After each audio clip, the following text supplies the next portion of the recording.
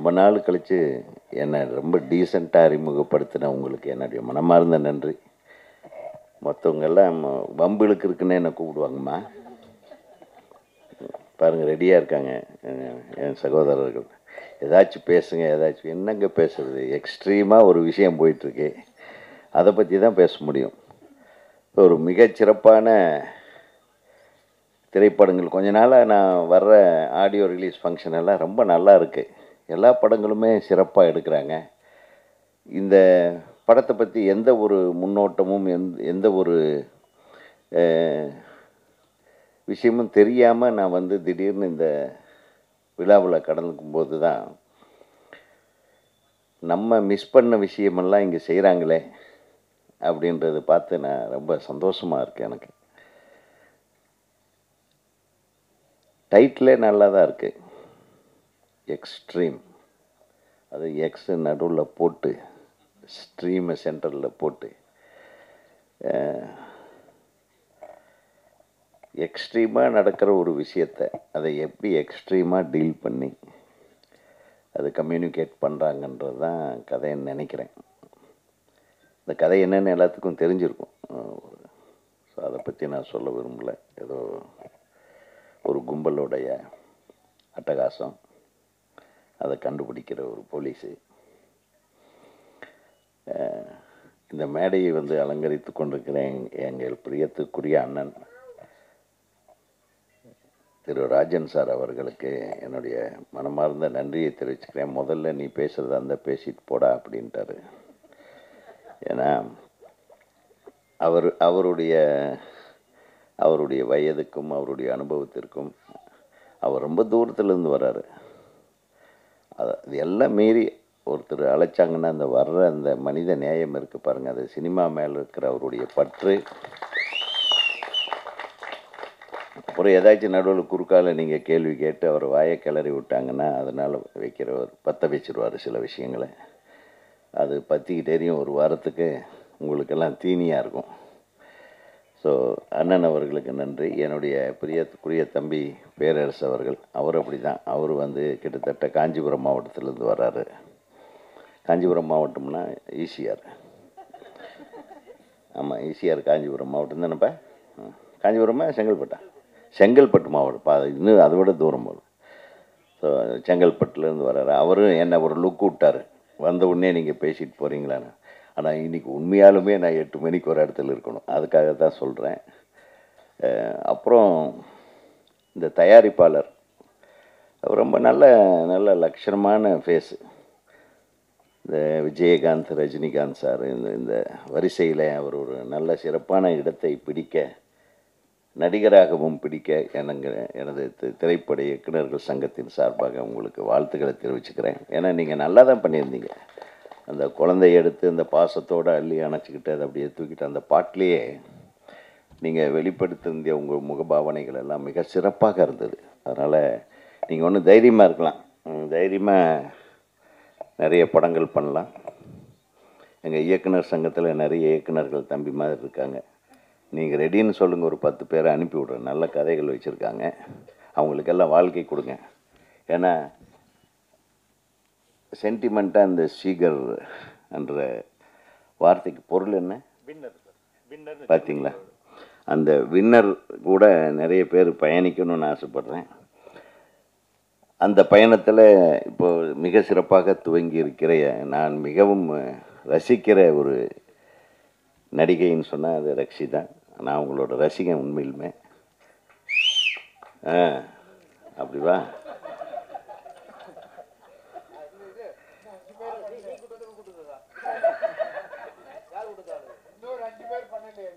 ஏன்னா நான் போன வாரம் ஒரு படம் பார்த்தேன் 4 நாளைக்கு முன்னாடி.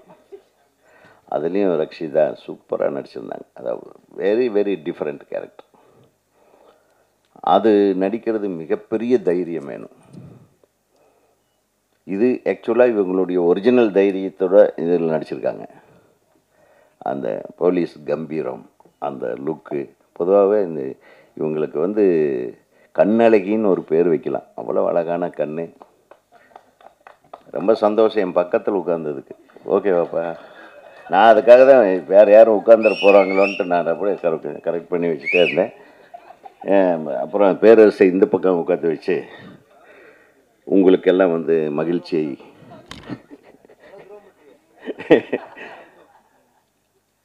அப்புறம் அபி நக்ஷத்ரா ரொம்ப க்யூட் கேர்ள்.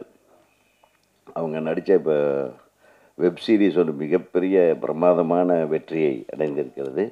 தொடர்ந்து நீங்கள் இந்த படத்துலேயே நல்ல பிரமாதமாக தெரியுறீங்க. நிச்சயமாக உங்களுக்கு ஒரு மிகப்பெரிய வெற்றியை இந்த திரைப்படம் கொண்டு வந்து சேர்க்க வேண்டும்.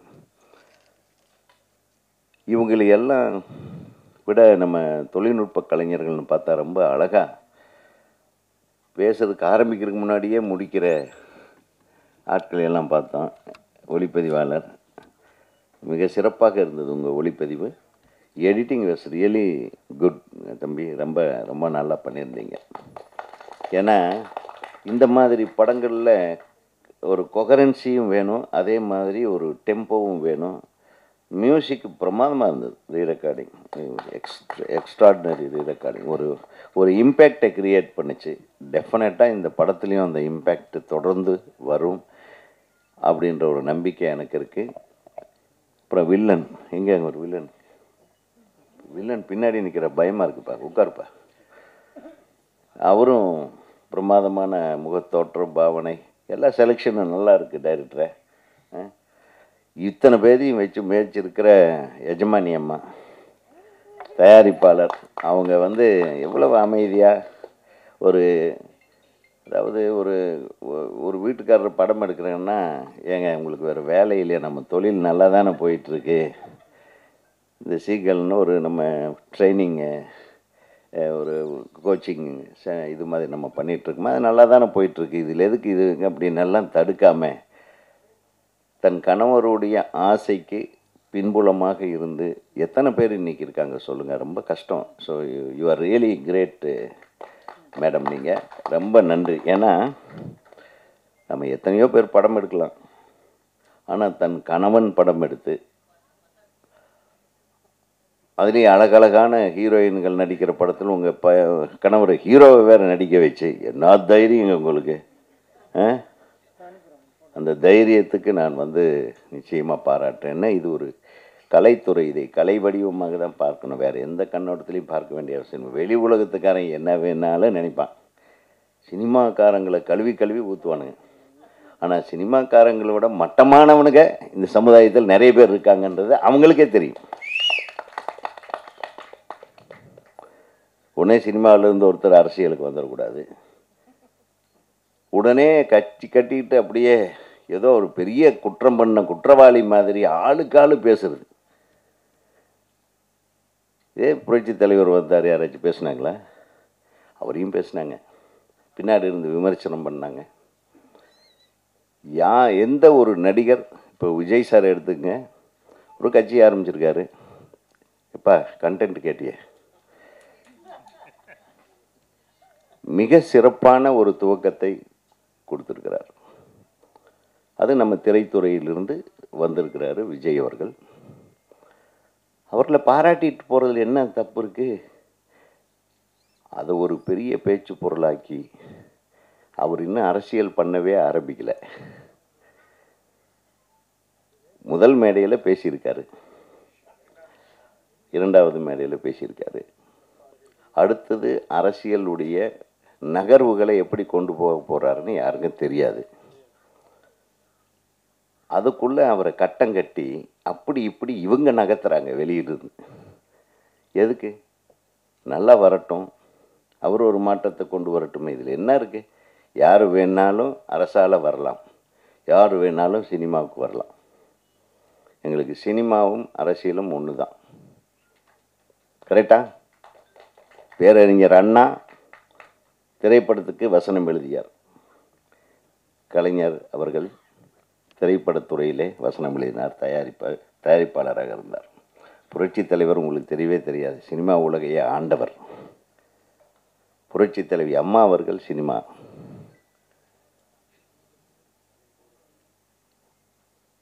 இன்றைய முதல்வர் சினிமா துறையிலேருந்து வந்தார், இன்றைய துணை முதல்வர் சினிமா துறையில் இருக்கார்.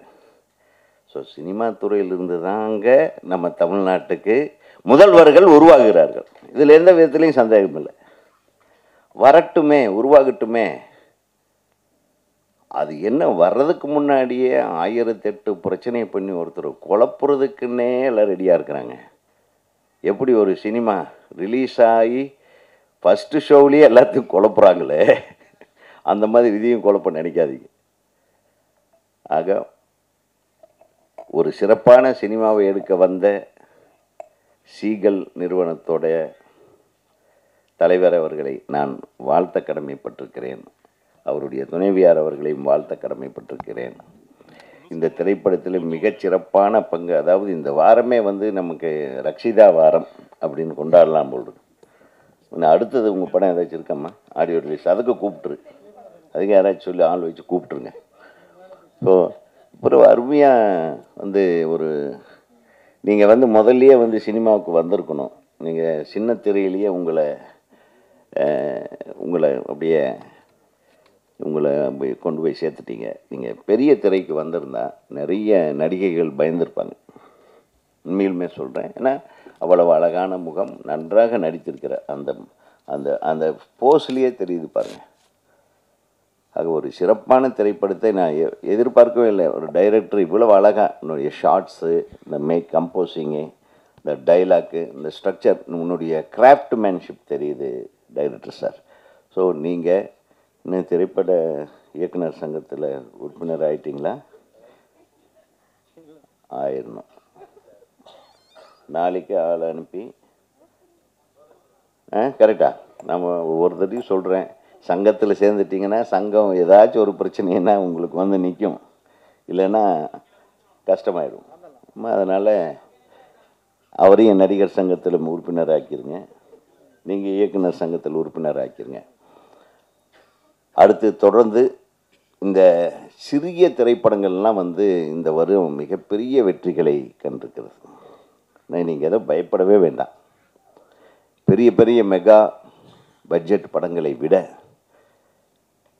குறைந்த செலவில் எடுக்கக்கூடிய திரைப்படங்கள் எல்லாம் வெற்றி படங்களாக ஆயிருக்குன்னா நம்ம ரசிகர்கள் எவ்வளவு அழகான ரசிகர்கள், நல்லதை ரசிக்கக்கூடிய ஒரு ஒரு அமைப்பான ரசிகர்கள் இருக்கிறார்கள் என்பதை மட்டும் தெரிந்து கொள்ள வேண்டும். அதனால் நல்ல படங்கள், நீங்கள் சொன்னீங்க இந்த கண்டென்ட் ஒன்று இருக்குன்னு சொல்லிட்டு, அந்த கண்டென்ட்டு நிச்சயமாக ஜனங்களுக்கு ரீச் ஆகும்.